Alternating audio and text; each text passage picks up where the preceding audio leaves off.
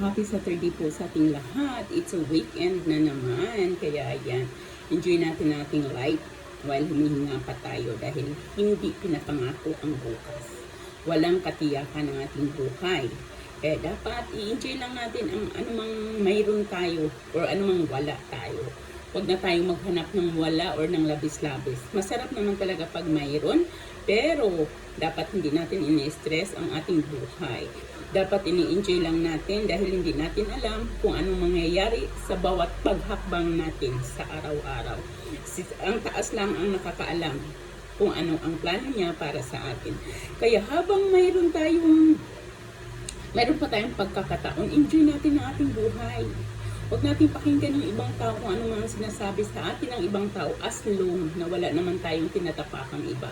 As long na ini-enjoy lang natin ang buhay sa paraang alam natin kung paano tayo magiging masaya. Wala tayong sinasaktan, wala tayong tinatapakang ibang tao. So, enjoy lang po. Happy weekend!